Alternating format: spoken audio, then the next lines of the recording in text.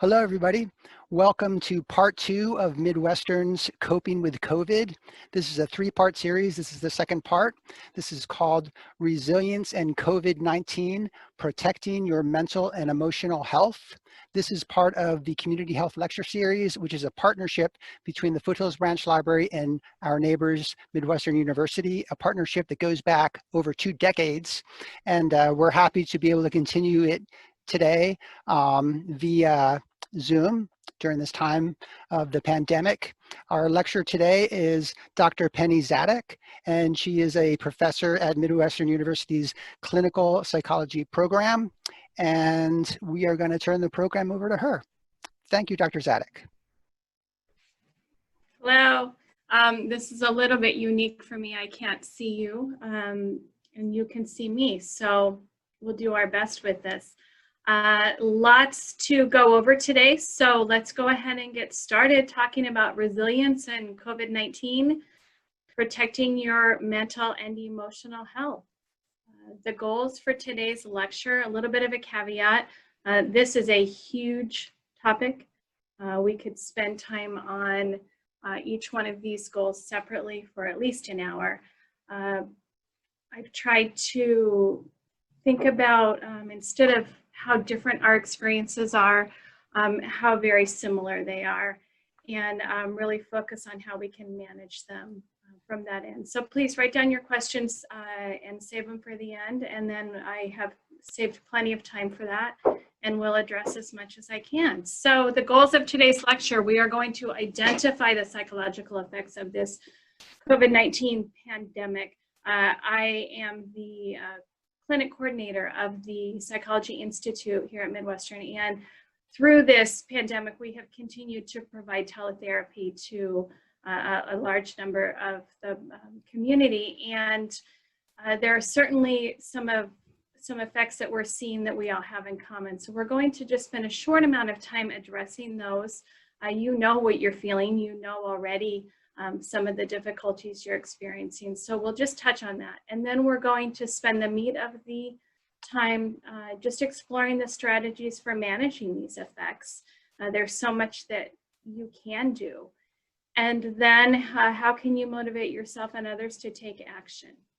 And then we will end with some question and answer time. So let's start talking about the psychological effects of this pandemic and the resulting quarantine. So much of what we're seeing is symptoms of depression, symptoms of anxiety. Often when we talk about anxiety and depression, we talk about them together. They kind of go hand in hand. We seldom see one without the other. Often I'll hear somebody say, you know, I'm really not anxious at all, but I do have a lot of depression. Or the other way around, I don't have a lot of depression, but I am very anxious. And when we kind of unpack that, we find that there's a little bit of both, and that sometimes some symptoms mask others, or we're just misinterpreting them. For example, sometimes people who say that they just really are mostly experiencing depression, when we talk about some of the things that they're feeling, they'll realize that maybe some of the lack of motivation, the lack of energy is more feeling paralyzed with anxiety than it really is depression. So some of these depressions of anxiety, symptoms of depression and anxiety are decreased energy, chronic fatigue, and feeling sluggish.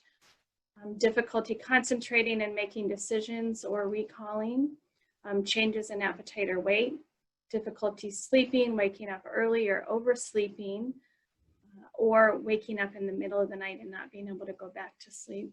Loss of interest or no longer finding activities or hobbies pleasurable that we used to find pleasurable.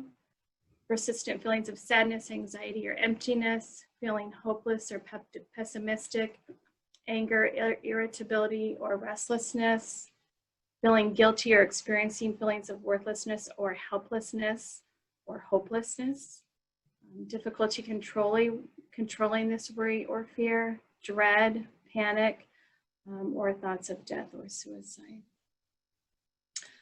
Other effects that we're really hearing a lot about our fear over the pandemic, grief. Often when we think about grief, we think of grief just being the loss of maybe a loved one or death, but really the grief that people are experiencing right now is so widespread. There has been a lot of grief over the sickness and the pandemic and the virus, but a lot of that grief is grief over the loss of important life events, over the loss of plans, grief over the temporary halting of dreams, grief over some of those important rites of passage that have been missed. There's a lot of isolating and loneliness. People are reporting feeling very overwhelmed. There's financial stress and irritability. We already talked about the sleep difficulties, lots of confusion and anger, frustration, that psychosomatic preoccupation. I think we maybe all have had some of that. I woke up the other day and my allergies were bothering me, and I kind of had to go through the symptoms of COVID that we know about and evaluate and see, am I being preoccupied, or is this something that I need to take a little bit more seriously? So we know a lot about what people are reporting and what they're experiencing. But today, what I really want to focus on is so much of what we're experiencing, we label as maybe pathological, and it's something we worry about, and we spend our time researching and can I find a diagnosis for what I'm experiencing? And I invite you to think that maybe really a lot of what we're feeling right now is just a natural reaction to a very unnatural situation. If you would have asked any of us a year ago if we would be where we are right now, we could not have imagined it. So are we feeling anxious? Absolutely. Is there some depression and some feeling of overwhelm? Absolutely. I think I would maybe worry more if we weren't reacting at all to this, because it is a very natural situation. So as we're talking about what are the things that we can do to address this, just remember that it's a natural reaction to a very unnatural situation in our world right now. So we know that we're experiencing these symptoms. We maybe even know that a lot of what we're feeling is natural, but that doesn't help. Now what can we do? So let's get to the meat of this and really talk about what are the things that you can do to help yourself feel better. Number one, remember that physical distancing is not social distancing. What a difference those words make. It is so important right now as we are keeping ourselves safe to connect with people. And we do have to physical distance, but that doesn't mean that we can't connect with people. It's really important to focus on what can we do to connect. We can connect the way we are right now. Technology is fabulous, and we're all learning how much we can use it and how easy it is. But there are so many other ways too, and sometimes people are overwhelmed by technology, or frankly, they just get tired of it. If we're sitting in front of a computer screen all day, it's hard to connect with people other times. If we don't have a computer screen, or if that's just too much for us to handle, focus on what can we do to connect. We can still pick up the telephone and talk to people. We can write letters to people. We can think outside the box with how we're connecting. Maybe we can connect with people that we weren't connecting with as much. If I'm going to work every day and I am not able to connect socially outside of work with people the way I used to be able to, maybe I can connect a little bit more with the people at work if it's safe. So really thinking outside the box and just reminding ourselves that physical distancing is not social distancing. And we need to do all those things that we can to connect with every opportunity. Behavioral activation, huge. Number one on my prescription pad is move, move, move. Movement can absolutely change our mood. So we kind of want to think of it like a car battery that we have to drive our car to recharge the battery. So when we think about our brain and our bodies, we have those neurotransmitters in our brain, and we need to, it's the serotonin and the dopamine, and when we move, we produce more of that. Those neurotransmitters are also the feel-good chemicals in our brain. So the more we move, the more of those that we produce, and the more that we produce, the better we feel. So we really have to expend that energy to feel better. So how are we going to do that? Well, the number one thing is get moving. Anything counts. If you're stuck at home, clean out a dresser drawer. Take a lap around each room in your house and count the steps. Count the number of electrical outlets. Go for a drive in your car. Make cookies for your neighbors. What little things, again, thinking outside of the box, can we do to get ourselves moving? Research shows that when we do those little things, even when we don't want to do them, even if we do it kicking and screaming, we still feel better. And once we feel better, now we're motivated to do even more. So it's okay to fake it till you make it. It's a perfect time to think about, is there a new hobby that I've been interested in? I have a patient who I work with who has decided she's going to learn how to sew, and she's spending all kinds of time watching things on her computer and teaching herself how to sew. Is this the perfect time to maybe plan those healthy meals and take the time to cook a little bit? What can we do to get moving?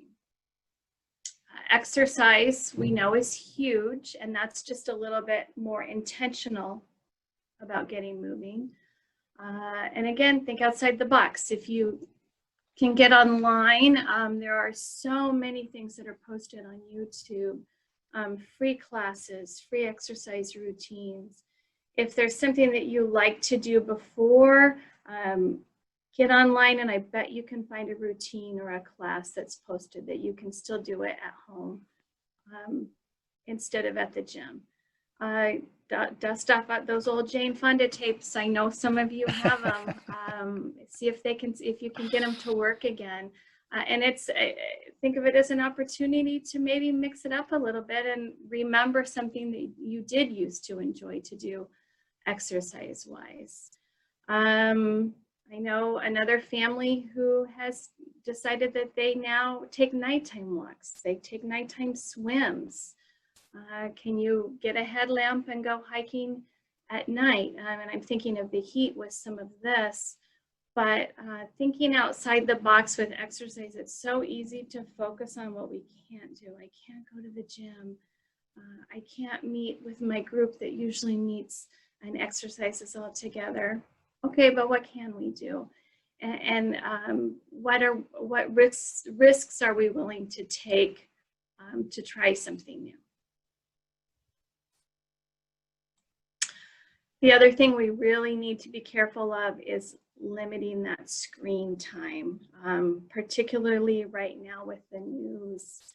I know people who will say that they have their TV on 24/7. They're so anxious about COVID that they just have to know everything that's going on all the time. The images that are emotionally charged that we often see on the news, they activate the limbic system in our brain, and that's associated with memories and emotional images. So when we see emotionally charged images on the news or on the television, because they're emotionally charged, we're going to remember them more. So watching all of that 24/7 can really wreak havoc on our emotional health. So I, number one, recommend limiting any news watching. And we're going to talk a little bit more how you can limit it and still feel like you're feeling informed. But if you do need to feel informed, which is important, can you read about it? Can you listen to the radio? What are other ways that you can stay informed without watching those images all the time? And then it's important to limit all screen time right now. Watching television, playing on the computer. I had somebody tell me the other day that her mother spends 6 to 7 hours a day playing Candy Crush. Probably not the best use of our time if we want to stay healthy. Limit that social media time. With all of these things, watching television, any of that time on the computer, any of your social media time, I invite you to ask yourself when you walk away from that screen, do you feel better? Do you feel like it was a good use of your time? And if you don't feel better after spending an hour on Facebook, if you don't feel better after binge watching something on Netflix, then that's a good indication that we want to limit that screen time and think outside the box of what other things you can do.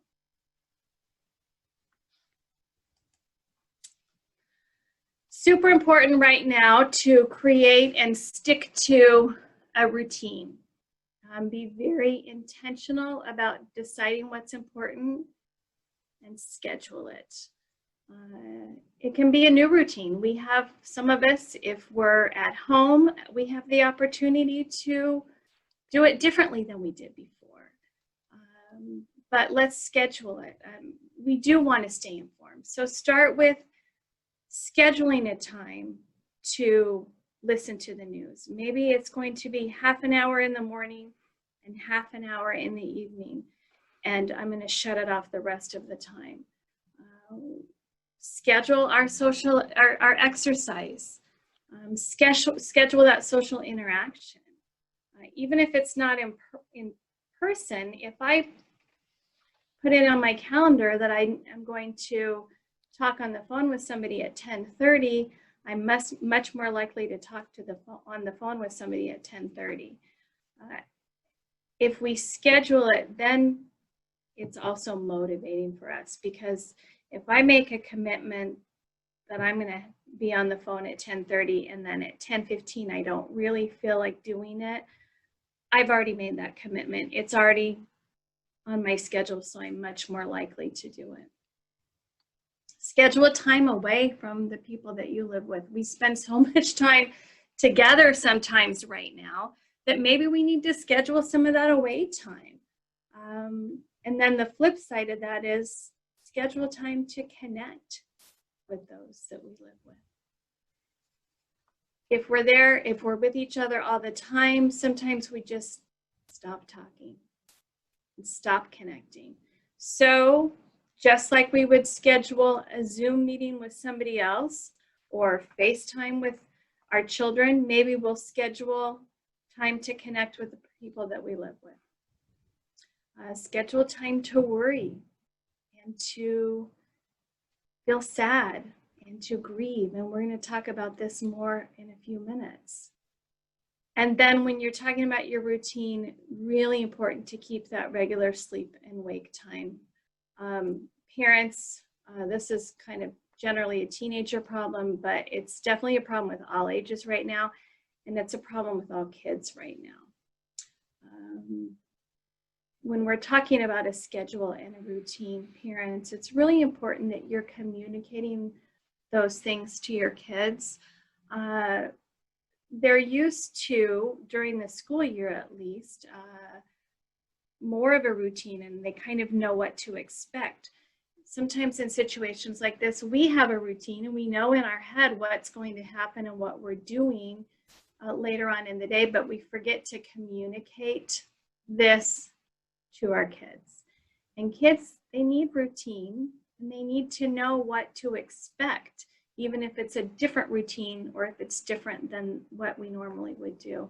So remember that piece of it when you're scheduling the routine, to include the kids in it, help them plan, let them help plan, and definitely make sure they know what's coming. Excuse me, let me get a drink of water. Okay, we talked about this on the last slide.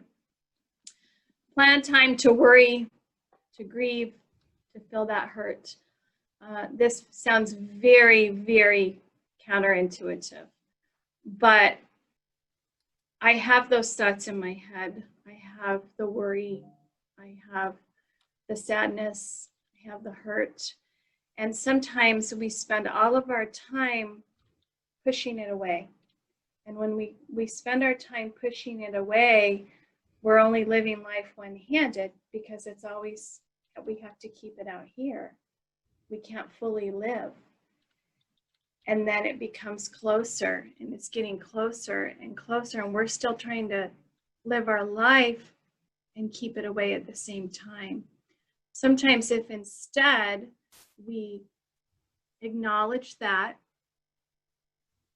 even name it, and invite it in and spend some time with it, we get to know that worry, we get to know that emotion, and when we do that, we better know how to manage it. Once we spend that time with it, then we can put it away or contain it, and we're better able to live life with both hands again. Let me give you an example with that. It might help a little bit. If I have just incredible worry about my children who are adult children and they're going to work each day, and I'm really, really worried about what they're getting exposed to with COVID-19, I'm going to put in my calendar, and I'm going to say from 9 o'clock to 9:30 every morning, I'm going to spend some time to worry. And I'm going to maybe name it my COVID worry or my kid worry. And I'm going to sit down and I'm going to think about it. And we can be more or less intentional about what we do when we think about it, depending on what your comfort level is. Maybe we're going to write about it. Maybe we're going to just spend some time and go to what am I really worried about, and what are specifically the things that I'm worried about. And if this happens, then what else is going to happen? What else is going to happen? And we're really going to just get to know all of the pieces of that worry. And then when my half an hour is up, I have to put it away. And I'm going to teach you in a little bit how to do a containment exercise, but I'm going to contain it. And once I do that, the worry's still there. It's still sitting on my lap. I'm still aware of it, but it's not right here in front of my face where I can't even live my life anymore. It is important when we do that to make sure we're containing it in the end. So I would like to do a quick containment exercise just to demonstrate it for you. This is something that you can do anytime you find yourself feeling just completely overwhelmed with any emotions. It's important to acknowledge them first, but then to put them away. So again, it's difficult because I can't see you. So I hope that you will participate. I invite you to just sit comfortably in your chair. If you're comfortable with it, close your eyes. And I'd like you to visualize a container, something that will fit in the room where you are. A container that has a really tight lid. I'd like you to get your container, and I'd like you to take some of the emotion that you're feeling right now. If you think about COVID-19 and the difficulties that you're experiencing, I'd like you to think about those difficulties, and I'd like you to put them in the container. Think about the worry and the grief and the hurt. Think about the distress. Think about the feeling of hopelessness or helplessness. All of those feelings, put them in your container. Look inside yourself and think of any other emotions that we haven't addressed. Put them in the container. You know what they are. And when you're ready, put the lid on that container. Make sure it's tight. Now get your container, put it someplace in the room. So it's out of sight, but you know where it is. You will take the lid off that container again, and you'll spend some time tomorrow with your emotion. But for now, you're going to put it away and be able to live your life with both hands. And those of you that participated in the exercise, just take a deep breath.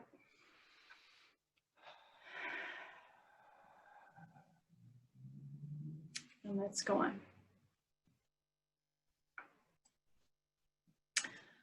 Something else that you can do to help with those when you begin feeling overwhelmed is to ground yourself. We often get so caught up in what we're feeling and thinking and the what ifs that we really lose track of right now. So sometimes it's really good to just ground ourselves. And when we think of the ground, and I like that because you're just really, can I feel my feet on the ground? What do I see? What are 5 things that I see around me? What are 5 colors that I see? What is this chair that I'm sitting in feel like? Just reminding myself of the here and now instead of all of the what ifs that we can get really wound up about. Other grounding exercises are to do some square breathing where we look at the door and we breathe in as we're looking at one part of the door. We go across the top and then we exhale as we go down, and then inhale as we go across the bottom, exhale as we go back up again. A grounding exercise can take a minute or less. It can really do wonders to just get us back into a healthy state of thinking. Take a look outside. Count the number of trees and bushes that you see, the number of birds that you see. Laugh. Sometimes it's hard, but a fake laugh can kind of break us out of that feeling of spinning out of control and bring us back to the present. I will be sending all participants some handouts, and one of the handouts will include a long laundry list of grounding exercises that you can do when you begin to feel maybe like those emotions are taking over. I suggest that you practice these grounding exercises when you're feeling stable, so that when a difficult situation arises,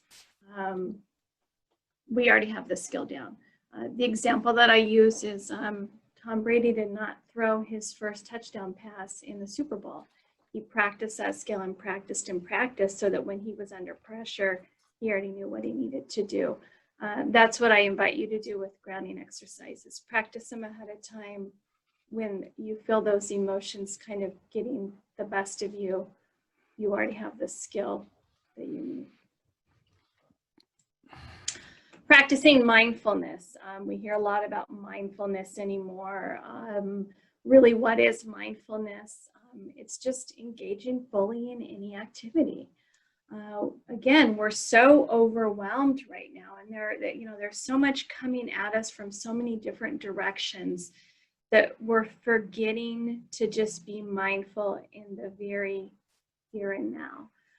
We can be mindful of our eating. If I take one bite of something, what can I really notice as I'm taking that bite. We can take a minute and be mindful of our breathing. If I go out for a walk, it's easy to, I can go for a walk and say, I'm going to go for a walk to really have a peaceful moment. And I find myself on my walk thinking about all of these things that I'm worried about and all of the things that I need to get done. And that's not peaceful. So if I can take a moment and be mindful and say, I'm really going to think about what my foot feels like as it touches the ground. What does my leg feel like as I pick it up and take the next step? Being mindful of every moment of that walking. Mindful of stretching. When we hug somebody that we live with and connect with them, let's take that moment and be mindful of it. Other ways we can practice mindfulness. There are a lot of really great mindful meditation apps out there. The ones that we often use with the patients here at our clinic are Headspace. That's a really good one. Calm, 10% Happier, Stop, Breathe, and Think, and Smiling Mind. My favorite is Headspace, but I encourage you to look at all those different apps and play with them a little bit and see which one works for you. And really those apps are just different mindfulness exercises that you can do when you just need that moment to reconnect. What's our time like? I don't know that we have time to do the mindful breathing first. Sure we do, it's only 1 minute. Let's do mindful breathing for 1 minute. Again, sit back in your chair and get comfortable. I invite you to participate. Just focus in on your breathing for a moment. Lower your eyes and notice where you feel your breath. Might be the air going in and out at your nostrils, or the rise and fall of your chest or your stomach. Place your hand on your stomach and notice how your hand rises and falls gently as you breathe.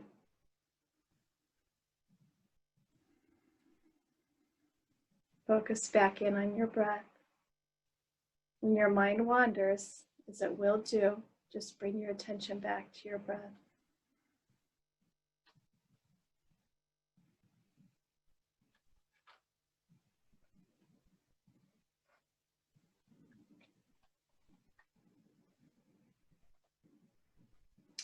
Okay, I don't even think that took a minute. And we were mindful of our breathing and what that can do to just ground us one more time in the here and now. Okay, very quick version of the cognitive approach and what we can do to help our thoughts. We can start with a cognitive reframe, and a cognitive reframe is just exactly what it sounds like. How can we think of this differently than we are now? An example that's not COVID related that I often think of is I have a friend who has a black car, and her little kids are always putting their little black fingerprints all over the car. And she said, that used to drive me crazy. And then I realized that there was going to come a time when I was going to miss the fingerprints on the car. So now every time I see them, I remind myself of how lucky I am to be in this chapter of my life and to enjoy the fingerprints. That's a cognitive reframe. So when we're thinking about COVID and I'm at home and I'm isolated, what can I do? Instead of saying to myself, I'm at home and I'm lonely and I'm isolated, can I say, this is an opportunity to spend time writing. This is an opportunity to get a project done that I've been wanting to do. This is an opportunity to spend time with myself and really evaluate my priorities.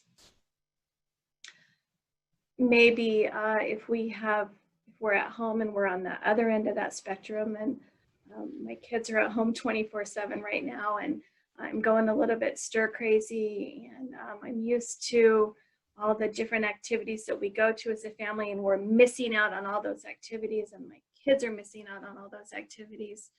Maybe we can look at it and say, I may never again have this opportunity to spend this much time with my kids.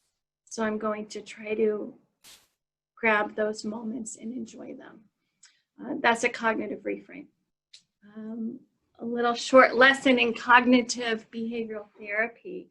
And you could come see us at our clinic and we could spend a lot of time on this. So this is just a 2-minute explanation of it. Identify any intrusive thought. Evaluate if it's rational or irrational. And we evaluate that by looking at the evidence. Sometimes thoughts are rational, and that's different, but sometimes when we really look at the evidence, they're not rational. The important piece is to replace that thought with something that is rational. Let's have an example of that. Let's say my thought is, my kids are missing out on getting an education because they're in online schooling right now and it's not going well and they're not learning the way they should. That's the intrusive thought. So first I've identified the thought, and now I'm going to take some time and I'm going to evaluate it. Is that a rational thought or an irrational thought? Well, they're not completely missing out. They are getting some learning in. They're learning how to be more attentive than they maybe would in the classroom. There aren't as many distractions as there are in a classroom. Gosh, my son was talking about something that he really enjoyed that he heard from his science teacher the other day. So yeah, I guess he's not completely missing out on his education. So I'm going to replace that thought with, it's not ideal, but my kids are still learning. That's the short lesson in cognitive behavioral therapy. Just like we talked about mindfulness, just like I talked about the grounding skills, the key to the cognitive approach in cognitive behavioral therapy is practice, practice, practice. When we're super amped up, it's really difficult to evaluate, is it rational or is it irrational, and to replace that thought. But if we can take those thoughts and look at them when we're feeling a little more settled and focus on the replacing piece, then it gets easier and easier to replace that thought all the time.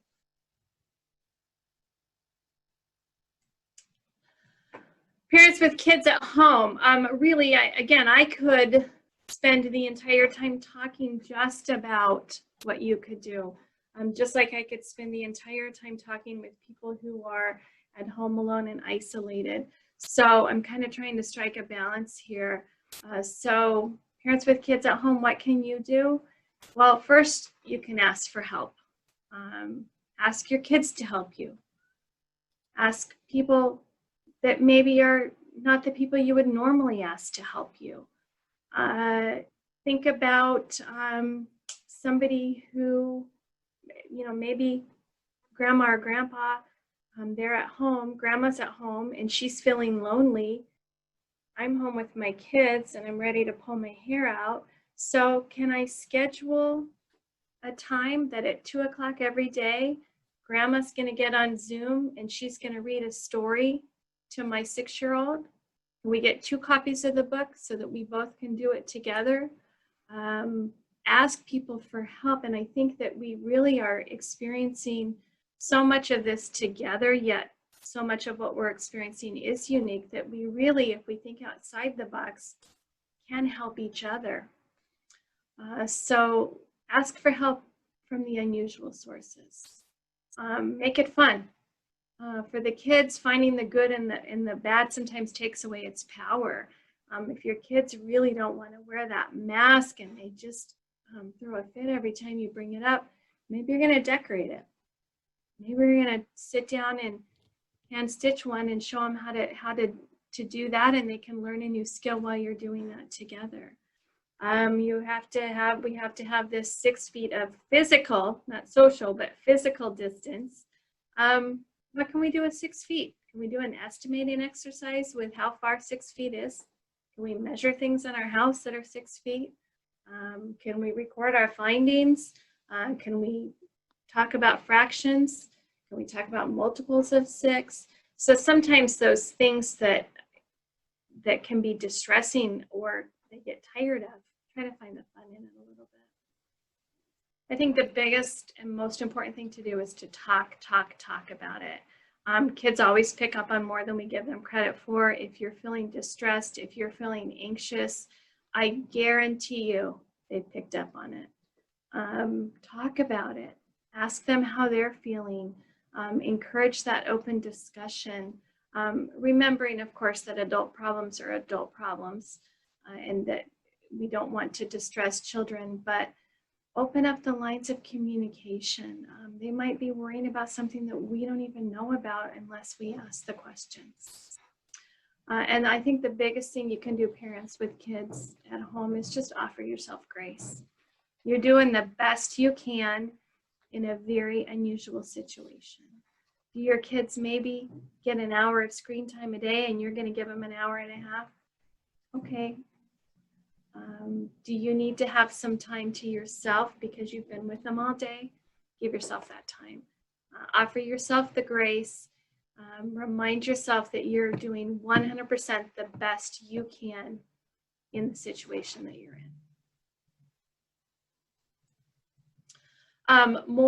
For all of us, when we're talking about what we can do, again, ask for help. If I'm at home and I'm really feeling depressed and having a hard time moving and getting out, ask somebody to help me with that. Will you call me every day and ask me if I've taken a walk around the block?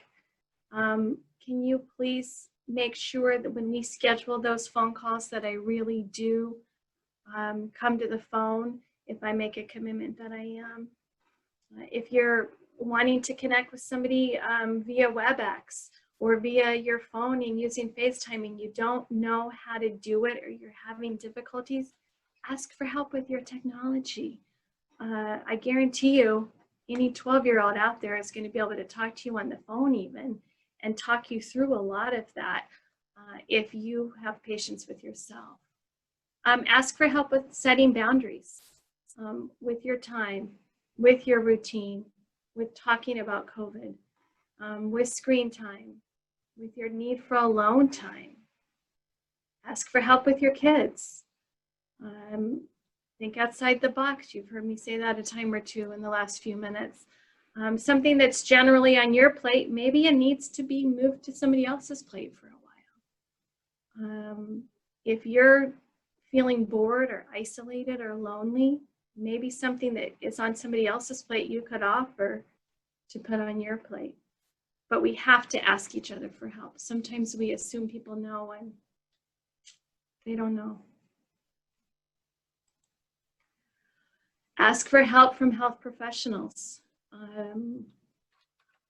Our clinic at Midwestern University, we provide psychotherapy, we provide telehealth services. They're all provided by doctoral level students. They're $25 a session, which is probably the best deal in town. If we're not able to meet your needs, we spend a lot of time just talking with people and helping them find other providers where they can get help that they need.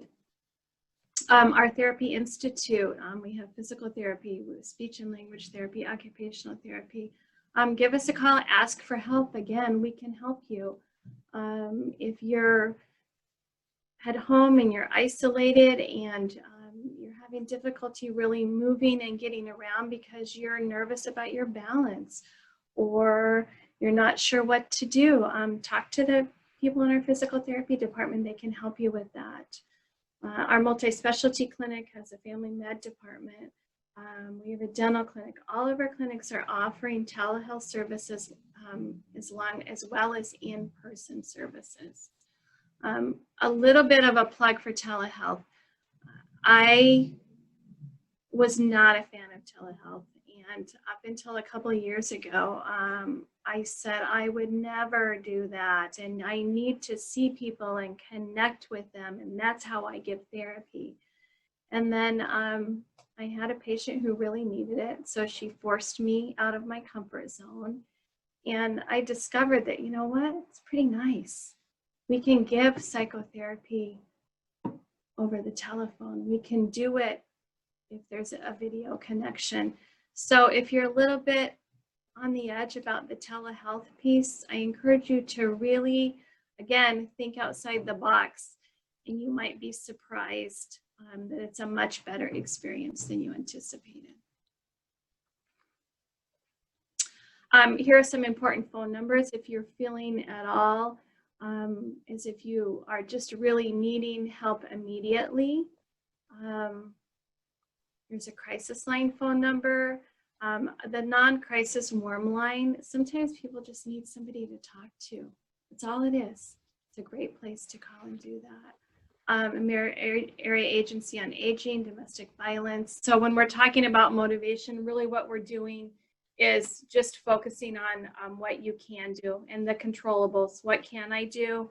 I can wash my hands, I can stay safe, I can think outside the box. And let's get right to questions. Okay. While you were lecturing, one question came in, and a participant said that they do have anxiety about COVID-19, and they wanted to know how they could offer support to someone who actually has the virus. The participant said that they have minimum coping skills themselves. However, they can be supportive to others. They wanted to know how they could offer support to somebody who actually has the virus. Wow, what a great question. And what a great idea to have some kind of a support group where we could do that virtually for people. I would wonder if somewhere in their community there isn't that, some kind of a group like that out there. There's not one I'm aware of, but I'd be surprised if there wasn't. And then I think the other thing is really to think about not only helping that person, but if you're helping that person, can you help the other people in their lives that they normally help? You know, if it's a parent who is ill, can you do something to help with the kids? Can you help with the cooking? Can you help with the grocery shopping, that kind of thing? Sure, sure. So it's not direct support for that person who has the virus, but they're satellite groups who are, absolutely, who are connected to them. And think about it, when we, so often when we are really ill, what we're worrying about is all the other things that we can't take care of and the other people that we can't take care of. Yeah, so you really are directly helping that person also. Sure, that's a great suggestion. There's another question here. What is the best way to manage feeling guilty about the potential or possibility of exposing family to COVID when you return home from work at the end of the day? Wow, that's a really great question. I really have to go there with control the controllables. What can you do? Are you doing what you can do? And then really too, I would contain that. If you can do everything you can do, and then when I walk in the door after I've been at work, I'm going to hang it up. I'm going to hang it outside the door. I'm going to hang that guilt and that worry there, because the rest of it is not something I can control. It's great advice. I'm not seeing any other questions.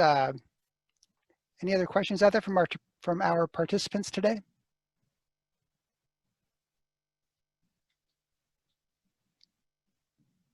No? Going once? Going twice? Okay, so Dr. Zaddack does have some handouts, and unfortunately her PowerPoint presentation wasn't visible to all of, oh, wait. I really enjoyed the presentation and the exercises. Well, that's not a question, but somebody appreciated your presentation and your exercises. So yeah, and Dr. Zaddack has handouts, and she's going to also send me her PowerPoint presentation. So I will be sure to send that out to all the people that registered for the program today. And the Community Health Lecture Series will continue via Zoom next month. And do you know what the topic will be for next month's lecture? Yes, next month, will be Dr. Escobedo, and she'll be discussing eye strain and other ocular systems, such as dryness, secondary to the increased usage of electronics and computer screens over the pandemic. Okay, so that sounds great. And these are always, the community health lecture series always takes place the third Tuesday of every month. And yeah, I don't see any other questions. Just to thank you, Dr. Zaddack, and I'd like to extend the same sentiment. Thank you very much for participating in the Community Health Lecture Series. And I think the information you provided was very useful and will help us maintain our mental health as we go forward through the pandemic. Thank you. Thank you very much. We'll see everybody next time. Bye-bye.